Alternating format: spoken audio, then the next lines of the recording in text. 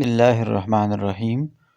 حدیث رسول کے حوالے سے دوسرے لیکچر پر آج ہم گفتگو کریں گے، جس میں صحاح ستہ یعنی حدیث کی جو 6 مستند ترین کتابیں ہیں، ان میں سے جو احادیث ہم نے سلیکٹ کی ہیں ان کے اوپر ترجمہ ان کی تشریح کو بیان کریں گے۔ اس میں سے پہلی حدیث جو ہے وہ یہ ہے، عن جابر بن عبداللہ الانصاری رضی اللہ تعالیٰ عنہما، حضرت جابر بن عبداللہ انصاری رضی اللہ تعالیٰ عنہما سے روایت ہے، ان رجلا سأل رسول اللہ صلی اللہ علیہ وسلم، کہ ایک آدمی نے رسول اللہ صلی اللہ علیہ وسلم سے سوال کیا، فقال، تو اس نے کہا، ارأیت اذا صلیت المکتوبات، آپ کی کیا رائے ہے کہ جب میں فرض نمازیں ادا کروں، وصمت رمضان، اور رمضان کے روزے رکھوں، واحللت الحلال وحرمت الحرام، اور حلال کو حلال سمجھوں اور حرام کو حرام سمجھوں، ولم ازد علی ذلک شیئا،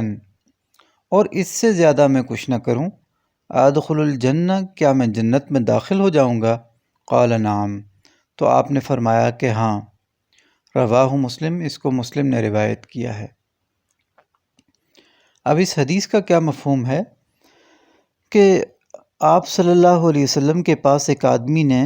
آ کر یہ سوال کیا کہ دین کے جو بنیادی فرائض ہیں، یعنی نمازیں ہیں، روزے ہیں، حلال و حرام کا فرق ہے، ان چیزوں کو بنیادی چیزوں کو اگر میں پورا کرتا ہوں اور اس سے زیادہ میں کچھ بھی نہیں کرتا، تو کیا صرف ان بنیادی چیزوں کے حوالے سے عمل کرتے ہوئے میں جنت میں داخل ہو جاؤں گا؟ تو آپ صلی اللہ علیہ وسلم نے فرمایا کہ ہاں ایسا ہی ہے، یعنی صرف ان چیزوں کی بنیاد پر آپ جنت میں داخل ہو جاؤ گے۔ تو اس حدیث کے اندر رسول اللہ صلی اللہ علیہ وسلم نے ایک تو جو دینی فرائض اور دین کی بنیادیں ضروریات ہیں ان کے حوالے سے ایک طرح سے تاکید فرمائی کہ ان پر عمل کیے بغیر جنت میں داخلے کا راستہ جو ہے وہ دشوار ہے۔ دوسری چیز یہ کہ آپ صلی اللہ علیہ وسلم نے دین کے بنیادی امور کو بیان کیا، تو مقصد یہ تھا کہ اسلام جب اس کے دل اور ذہن میں راسخ ہو جائے گا تو خود بخود اس کی طبیعت نوافل کی طرف، دیگر جو وہ چیزیں جو فرائض میں شامل نہیں ہیں، خود بخود اس کی طبیعت ان کی طرف مائل ہو جائے گی، اور یہ خود نفلی عبادات جو ہے وہ کرنے لگے گا۔ اگلی حدیث، عن خالد بن عمرو القرشی عن ابی حازم عن سہل ان النبی صلی اللہ علیہ وسلم، حضرت خالد بن عمر اس حدیث کو روایت کرتے ہیں کہ رسول اللہ صلی اللہ علیہ وسلم نے وعظ رجلا، ایک آدمی کو نصیحت کی، فقال، اور فرمایا، ازہد فی الدنیا یحبک اللہ، دنیا سے بے رغبتی اختیار کرو، اللہ تمہیں محبوب بنا لے گا، وَإِزْهِدْ فِيمَا أَيْدِي النَّاسِ يُحِبُّكَ النَّاسِ، اور اس چیز سے بے رغبتی اختیار کرو جو لوگوں کے ہاتھوں میں ہے، يُحِبُّكَ النَّاسِ، تو لوگ تمہیں محبت دیں گے۔ اب اس حدیث کا مفہوم کیا ہے؟ اس حدیث کے اندر رسول اللہ صلی اللہ علیہ وسلم نے 2 فارمولے بتائے ہیں۔ ایک یہ کہ آپ اللہ کی محبت کو کیسے حاصل کر سکتے ہیں، دوسری لوگوں کی محبت کو کیسے حاصل کیا جا سکتا ہے۔ اللہ کی محبت کے حوالے سے یہ چیز بتائی، ازہد فی الدنیا یحبک اللہ، کہ دنیا میں جو چیزیں موجود ہیں ان سے بے رغبتی اختیار کی جائے، یعنی دنیا اور اس کے اندر جو چیزیں موجود ہیں ان کو اپنا مقصد نہیں سمجھنا چاہیے، ان کو ضرورت سمجھ کے استعمال کرنا چاہیے اور ان سے بے رغبتی اختیار کرنی چاہیے۔ اگر ایسا کریں گے تو اس کا نتیجہ یہ ہوگا کہ یحبک اللہ، اللہ آپ کو پسند کرے گا۔ دوسری چیز کہ لوگ آپ کو کیسے پسند کریں گے، لوگ آپ کو کیسے محبوب بنائیں گے، اس کا فارمولہ یہ ہے کہ وَإِزْهِدْ فِيمَا أَيْدِي النَّاسِ، اس چیز سے بے رغبتی اختیار کی جائے جو لوگوں کے ہاتھوں میں ہے، یعنی لوگوں کے ساتھ آپ کا تعلق اس چیز کی بنیاد کے اوپر نہیں ہونا چاہیے کہ جو لوگوں کے پاس موجود ہے، یعنی اس کے پاس کیسی گاڑی ہے، اس کے پاس کتنا بینک بیلنس ہے، اس کا کتنا معاشرے میں عزت ہے، ان ساری چیزوں سے بے رغبتی اختیار کرتے ہوئے آپ کا تعلق جو ہے وہ خالصتاً سنسیریٹی کے اوپر قائم ہونا چاہیے۔ اگر ایسا ہوگا، اس کے پاس موجود تمام چیزوں سے بے رغبتی اختیار کرتے ہوئے اگر آپ کا ریلیشن شپ کسی کے ساتھ ہوگا تو لوگ آپ کو محبوب بنائیں گے۔ اگلی حدیث عن ابی سعید الخدری رضی اللہ تعالیٰ عنہ، حضرت ابو سعید سے روایت ہے، ان رسول اللہ صلی اللہ علیہ وسلم قال، یہ کہ رسول اللہ صلی اللہ علیہ وسلم نے فرمایا، لا ضرر ولا ضرار، آپ نے فرمایا کہ کسی کو نقصان پہنچانا اسلام میں یہ روا نہیں ہے، ولا ضرار، اور نہ ہی انتقام کے طور پہ یا بدلے کے طور پہ نقصان پہنچانا اسلام میں روا ہے۔ اب اس حدیث کا مفہوم کیا ہے؟ اس حدیث کے اندر رسول اللہ صلی اللہ علیہ وسلم نے معاشرتی زندگی کا ایک بہترین اصول یہ بتایا ہے کہ اپنے ذاتی مفاد کے لیے کسی شخص کو نقصان نہیں پہنچانا چاہیے۔ ایک تو یہ کہ ویسے کسی کو نقصان نہیں پہنچانا، دوسری چیز یہ کہ اگر کسی نے آپ پہ ظلم کیا ہے تو اس کا بدلہ لیتے ہوئے انتقام کے طور پہ بھی کسی کو نقصان نہیں پہنچانا چاہیے، بلکہ عفو درگزر سے معاف کر دینے سے کام لے کر اس کی غلطی کو معاف کر دینا چاہیے، یا پھر کم از کم اتنی ہی معمولی سی سزا اس کو دی جائے جتنی اس نے زیادتی کی ہے۔ تو اگر اس اصول کے اوپر عمل کیا جائے تو بہت سے معاشرتی مسائل خود بخود حل ہو جائیں گے۔ اگلی حدیث عن ابن عباس رضی اللہ تعالیٰ عنہما ان رسول اللہ صلی اللہ علیہ وسلم قال، حضرت عبداللہ بن عباس سے روایت ہے کہ رسول اللہ صلی اللہ علیہ وسلم نے فرمایا، لو یعطی الناس بدعواہم، اگر لوگوں کو ان کے دعوے کی بنیاد پر ہی سب کچھ دے دیا جائے، لدعا رجال اموال قوم و دماءہم، تو لوگ دوسری قوموں کے مالوں اور ان کے خون کا دعویٰ کرنے لگیں گے۔ لیکن البینۃ علی المدعی، لیکن مدعی کے اوپر ثبوت ہے، والیمین علی من انکر، اور جو انکار کرے اس کے اوپر قسم ہے۔ اس حدیث کا مفہوم یہ ہے کہ اسلام کا جو نظام انصاف ہے، اسلام کا جو نظام عدالت ہے، اس کے حوالے سے یہ بات کی گئی ہے کہ اسلام کے نظام عدالت میں رنگ و نسل، حسب نسب، قوم و قبیلے، مرد اور عورت کے تفریق کے بغیر اسلام کے جو نظام میں انصاف کے اصول ہیں، جو انصاف کے اوپر مبنی ہیں، ان کے اوپر عمل کیا جائے گا۔ تو ایک چیز جو اس حدیث میں اسپیسیفکلی بتائی گئی ہے وہ یہ کہ آپ فرماتے ہیں کہ اگر جج یا قاضی جو ہے صرف لوگوں کے دعوے کی بنیاد کے اوپر، کسی کے دعوے کی بنیاد کے اوپر مدعی کے حق میں اگر فیصلہ کر دے تو اس کا نتیجہ یہ ہوگا کہ بہت سے لوگ بغیر کسی وجہ کے لوگوں کے مال، ان کے خون کے حوالے سے دعویٰ کرنے لگیں گے۔ چھوٹی چھوٹی مخالفتوں کے نتیجے میں ایسے ہوگا۔ تو اس کا پیمانہ کیا ہے، حقیقی پیمانہ کیا ہے کہ جس سے اس بات کو پروف کیا جائے کہ واقعتاً یہ دعویٰ جو دائر کیا گیا ہے یہ درست ہے یا نہیں۔ تو آپ صلی اللہ علیہ وسلم نے اس حوالے سے یہ طریقہ بتایا ہے کہ اگر کوئی دعویٰ کرتا ہے، کسی کے خلاف اگر کوئی دعویٰ کرتا ہے تو جو دعویٰ کرنے والا ہے وہ اپنے دعوے کے ثبوت کے طور پہ کوئی گواہ پیش کرے، کوئی ثبوت دے، تو مدعی کے ذمہ ثبوت یا گواہ ہے، اور مدعا علیہ یعنی جس کے اوپر دعویٰ کیا گیا ہے، جس کے خلاف دعویٰ کیا گیا ہے، اس کی رسپانسبلٹی کیا ہے کہ اگر مدعی کی طرف سے کوئی گواہی نہیں آتی یا ثبوت نہیں آتا تو جس کے خلاف دعویٰ کیا گیا ہے، جو مدعا علیہ ہے، اس کے ذمہ یہ ہے کہ وہ قسم کھائے، یعنی ثبوت بھی نہیں ہے، گواہ بھی نہیں ہے، تو مدعا علیہ جو ہے پھر قسم کھائے گا۔ اگر وہ قسم کھاتا ہے کہ جو میرے خلاف دعویٰ دائر کیا گیا ہے یہ جھوٹ پر مبنی ہے، ایسا نہیں ہے، تو وہ کیس جو ہے وہ اس کے حق میں، جس کے خلاف دعویٰ کیا گیا ہے اس کے حق میں جو ہے وہ کر کے ختم کر دیا جائے گا۔ اگلی حدیث، عن ابی سعید الخدری رضی اللہ تعالی عنہ قال سمعت رسول اللہ صلی اللہ علیہ وسلم، حضرت ابو سعید رسول اللہ سے روایت کرتے ہوئے فرماتے ہیں کہ میں نے آپ صلی اللہ علیہ وسلم سے سنا، یقول، وہ کہتے تھے، من رآ منکم منکرا، جو تم میں سے کسی برائی کو دیکھے، فلیغیرہ بیدہ، تو اس کو اپنے ہاتھ سے دور کرے، فإن لم یستطع، پس اگر وہ اس کی طاقت نہیں رکھتا، فبلسانہ، تو اپنی زبان سے روکے،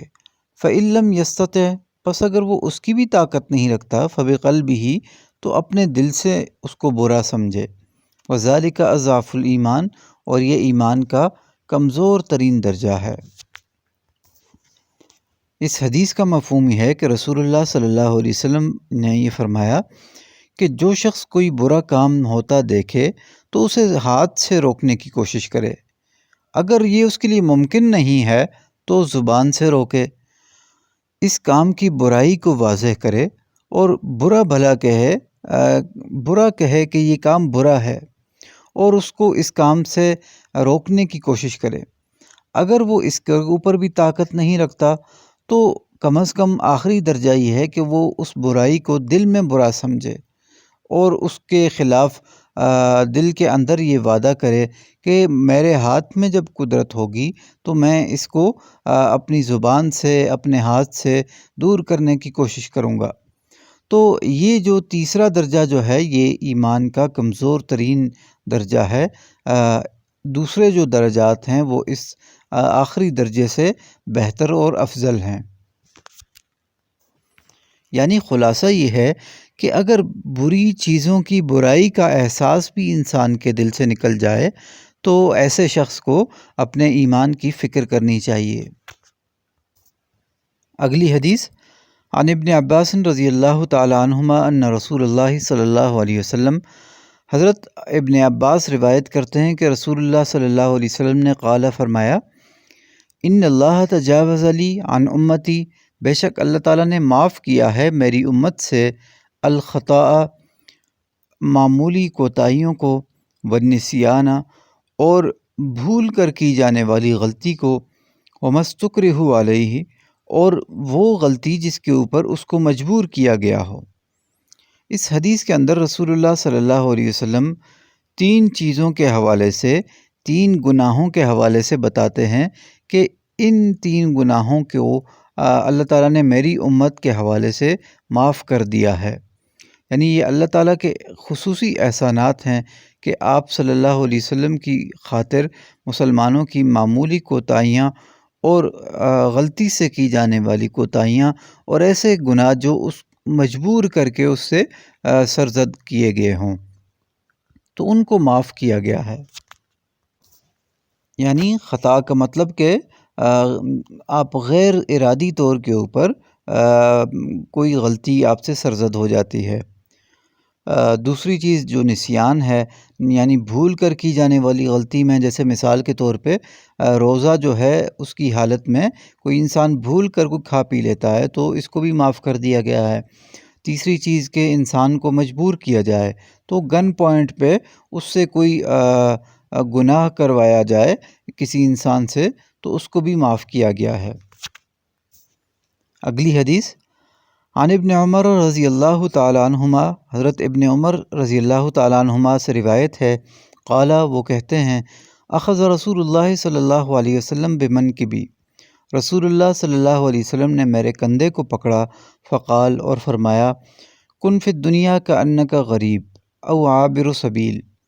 دنیا میں ایسے رہو جیسے تم مسافر ہو یا راہ گزر ہو۔ اب اس حدیث کا مفہوم کیا ہے؟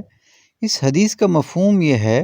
کہ آپ صلی اللہ علیہ وسلم اس دنیا کی حقیقت کے حوالے سے بیان کر رہے ہیں کہ دنیا جو ہے یہ ایک سفر کا نام ہے، دنیا کی زندگی ایک سفر ہے، یہ منزل نہیں ہے۔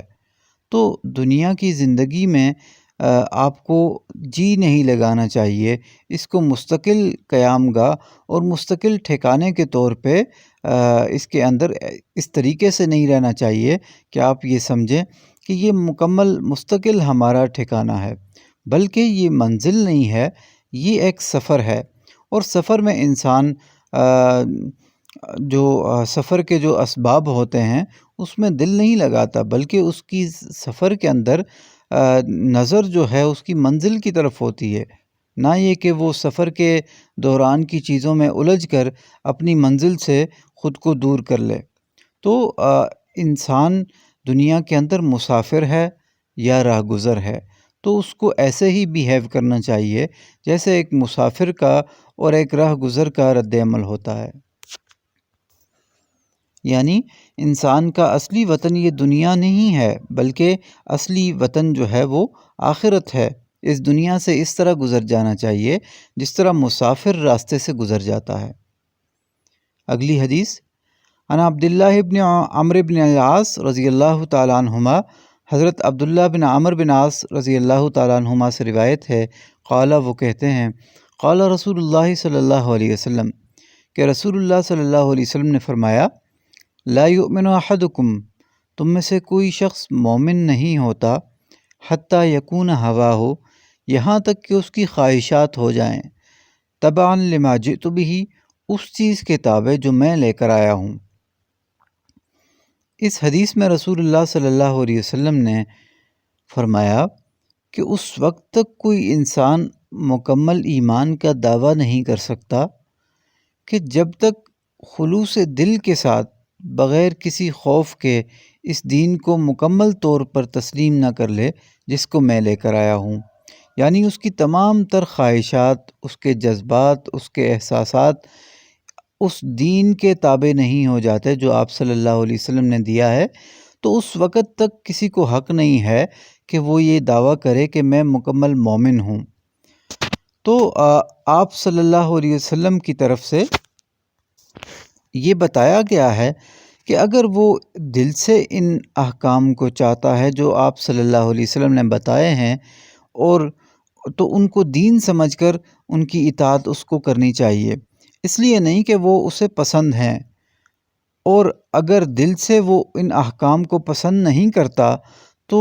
اپنے جذبات کو قابو میں رکھے، تب وہ مومن کامل ہوگا۔ اگلی حدیث، عن عبداللہ بن عمرو رضی اللہ تعالیٰ عنہما، حضرت عبداللہ بن عمر سے روایت ہے، وہ کہتے ہیں، قال قال رسول اللہ صلی اللہ علیہ وسلم، کہ رسول اللہ صلی اللہ علیہ وسلم نے فرمایا، المسلم من سلم المسلمون من لسانہ و یدہ، مسلمان وہ ہے کہ دوسرے مسلمان اس کے ہاتھ اور زبان سے محفوظ رہیں۔ والمہاجر من حجر ما نہی اللہ عنہ، اور مہاجر وہ ہے کہ جو اس چیز کو ترک کر دے جس سے اللہ نے منع کیا ہے۔ اب اس حدیث کا مفہوم کیا ہے؟ اس حدیث کے اندر رسول اللہ صلی اللہ علیہ وسلم یہ بات فرماتے ہیں کہ انسان کے حقیقی مومن ہونے کی پہچان یہ ہے